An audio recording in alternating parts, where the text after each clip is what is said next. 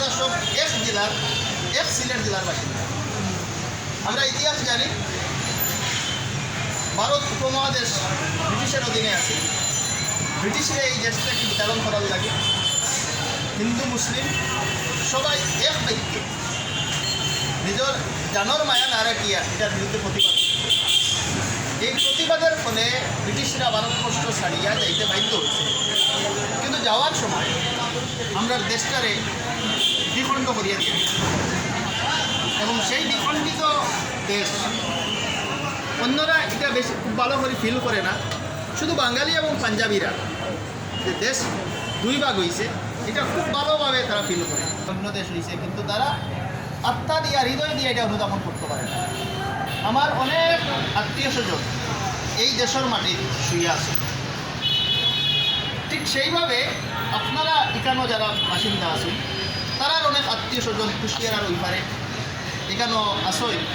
তারারে দেখার লাগে যারা এখনও 70-80 বছরের বয়সের মানুষ যারা।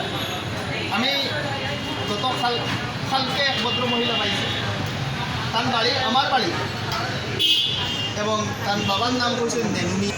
কিন্তু নেনুমিয়ার মেয়ে ওখানেও আছে, বয়স 80-র উপরে হইব, কত কালকে দেখা হয়েছে। কিন্তু এই যে দেশভাগের সময় কেন আইসলা অন্য একজনের কাজের মেয়ে হিসাবে, এরপরে কোনোদিন আর জন্মবাটির গেছে না। আমারে বারে বারে রিকোয়েস্ট করলে এখানে যাওয়া যায় বলি মহিলা ভিসা লোক আপনারা নেওয়ার সব ব্যবস্থা আমি করি।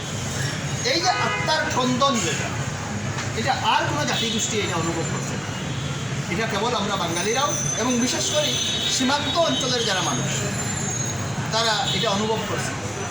আজকে আপনারা যারা এখানে উপস্থিত, আমরা যারা সব এখানে আছি, আমরার অরিজিন এক, আমরার ভাষা এক, আমরার মাটি এক, আমরা এক জল, এক হাওয়া, এক আবহাওয়ার আমরা বাসিন্দা। অতএব আমরা মজ্জাগত আমরা একটা মিল আছি।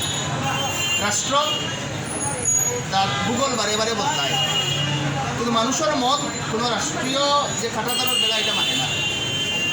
এর লাগি প্রথম একবার যখন বাংলাদেশে সিলেট অঞ্চলে আইসি, একটা পিএইচডি গবেষণার কাজে আইসি, তখন জাস্ট অফিসিয়াল ট্যুর আছে শাহজালাল মুক্ত বিশ্ববিদ্যালয়, কেন্দ্রীয় মুসলিম সাহিত্য সংসদ সহ আরও বিভিন্ন লাইব্রেরি, বিভিন্ন একাডেমিশিয়ান এরার সঙ্গে সাক্ষাৎ করিয়া একটা বিষয়ে গবেষণা আছে দেওয়া গেছে।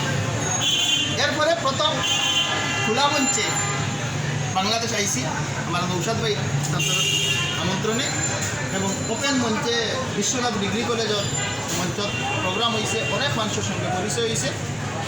তখন একই সঙ্গে বিয়ানীবাজার একটা প্রোগ্রাম অ্যাটেন্ড হয়েছি, ওখানে সাহিত্য কাপে এখানে একটা আলোচনা সভা অংশগ্রহণ করছি।